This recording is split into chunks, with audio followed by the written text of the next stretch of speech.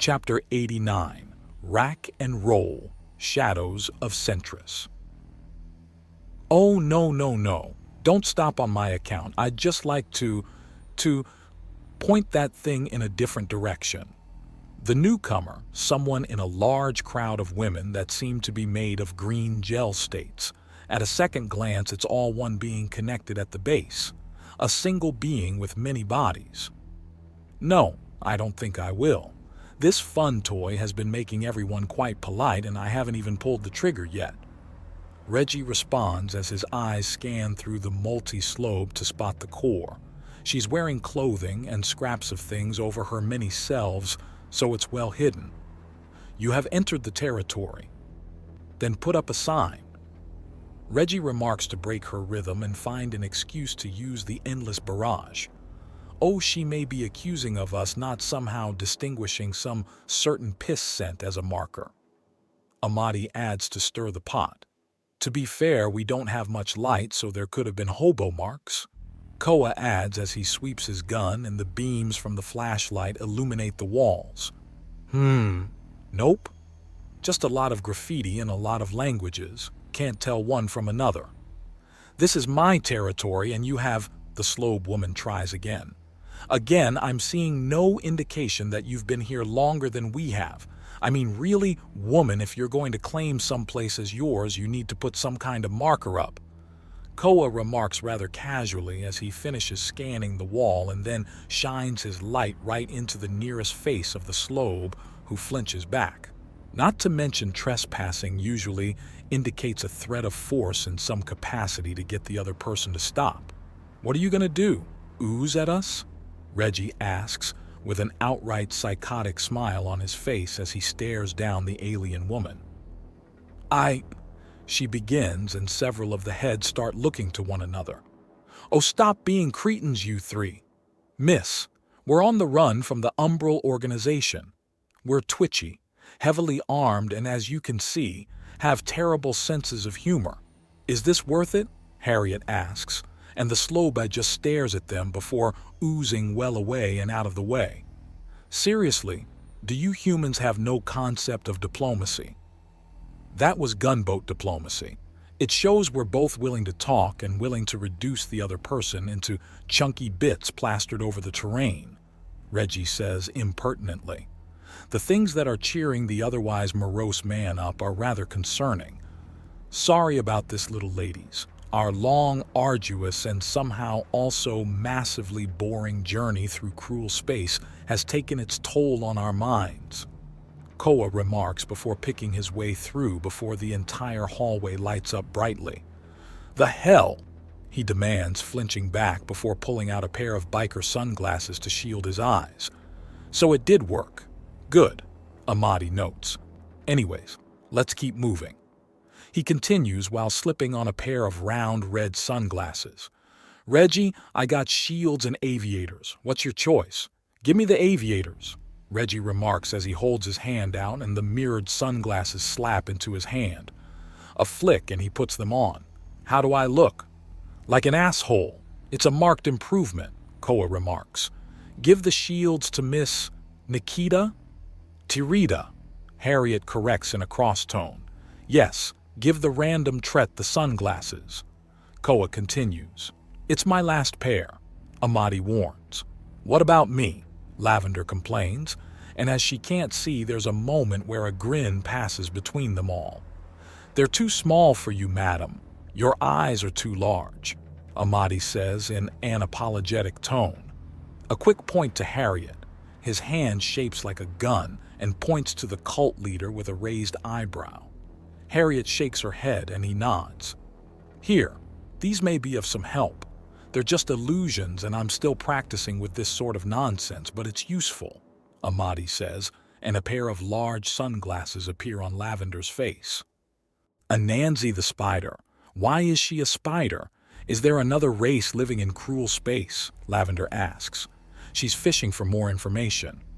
No. In the oldest stories and legends, many people dreamed of powerful spirits taking forms resembling beasts, the creatures of nature which never seemed to hesitate or doubt themselves, those that always knew what and where they were. We imagined some great wisdom guiding them. So we imagined what it would be if those great sources of wisdom were to guide us. Anansi was one, Amadi explains. Really? Lavender asks in fascination. It was my collage thesis on folklore, why we imagine beasts as greater beings. Anansi was a focus of it with how the hunter-gatherers of older days and the farmers after them would see spiders spin careful webs and have their food come to them. How such things became synonymous with skill and wisdom, such as in the stories of Anansi of African legend or Arachne of Greek mythology. Arachne? A girl boasted to be greater than the gods at weaving. The goddess of crafts and battle took up the girl's challenge and they competed. The girl won, and in a wrath the goddess turned her into a creature that could do naught but weave, a spider. The story warns about the hubris of pride and the danger of boasting even if you're correct in your statements. Had Arachne been humble rather than boastful, she would never have drawn the attention of Athena, who so destroyed her. Amadi explains as Reggie quickly signs a few things out between himself and Harriet as Lavender is looking the other way. Amadi, Miss, Lavender was it? Do we really have the time to discuss folklore? Koa demands, and there's an awkward cough from the Marega. We've gone up a story and a half by now with this incline, we've moved a few hundred meters and by all rights should have lapped a city block by now. How big is this spiral? Reggie asks, and Lavender gives him an odd look. What? Are you mapping this place out as we go? Yes. All three men answer at the same time. She looks from one to the other in shock as she slows to a stop.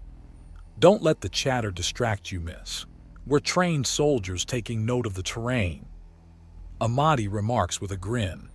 So that's what's going on. You're giving out a bunch of useless but fascinating information.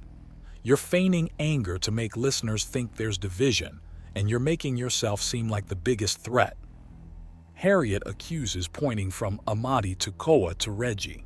You two are VIPs at the moment, meaning we've got to keep the attention on ourselves, so if worst comes to worst, we can act as a distraction so you two can slip away, Koa says. Now which way, madam? We're coming up on the first exit. It leads into the back of a second-hand store. We can switch out clothing in there and disguise ourselves. Lavender explains. That will be hard with 3 men, Harriet says. Fear not.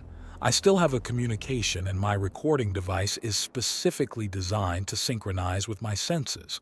Sure, there's a gap where that null hit me, but it quickly reactivates and I have everything I need. We'll have backup. Lavender assures them, and there's a disgruntled look. We've been in contact as well. They're aware of the fact we've been rushing around. Lead us to the store so we can start a sit rep. If your group is willing to help us, we should be able to argue some compensation for your people. Koa remarks. You know, it just occurred to me that if we get some rollerblades on this could be a lot of fun. The floor panels on this level are all uniform and completely smooth. No little bumps or gaps besides what people put down.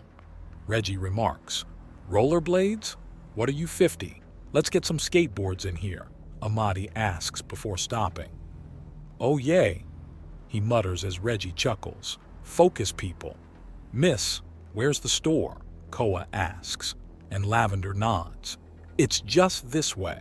I should probably get out of this outfit anyways. You 3 saw right through me right away, didn't you? If you were carrying a sign saying I'm spying on you, you might have had a better chance because we would have had to debate if the sign was some kind of backward inverse triple bluff or something else equally absurd, Reggie remarks as she leads them into a small elevator. Hands on your weapons, boys.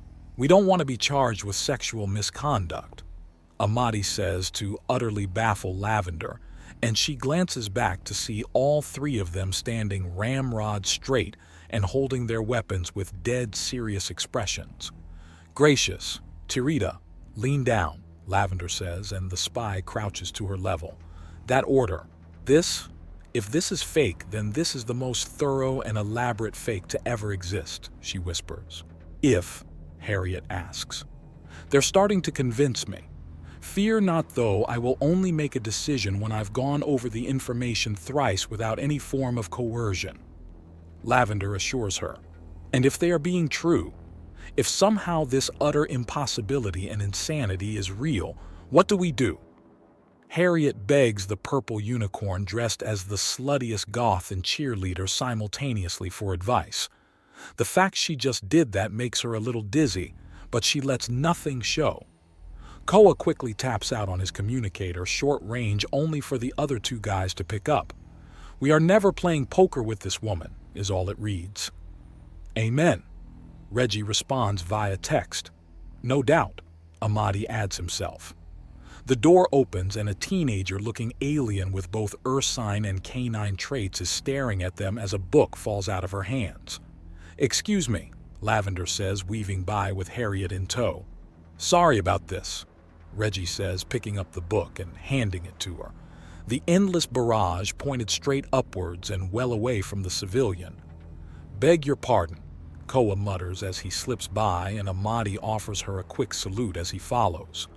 "Please forget you saw us," Reggie asks her before slipping after the other twos, and the alien girl daintily kisses the spot where his finger brushed hers. "How could I?" she asks in awe as the first man she's ever touched in her life vanishes. Then she follows. There's a rush in the second-hand store she's been working in as the men quickly grab what unisex outfits will fit them and rushing into the back. All 5 intruders are quickly switching outfits before laying out a large amount of credit discs on the counter. The men had just hidden their old clothing in second-hand bags when a large shadow of a vehicle descends in front of the store. "Give it up, humans! By decree of the Ladies Umbral, you..." The feed cuts out and the airship slams into the ground. "What just happened?" Lavender demands. "Reinforcements have arrived. Null launchers on the field." "Good hunting, gentlemen," Control says from Amadi, Koa, and Reggie's communicators. "The tide turned. That's what happened," Koa remarks as he casually walks to the front of the store to take proper stock of the situation.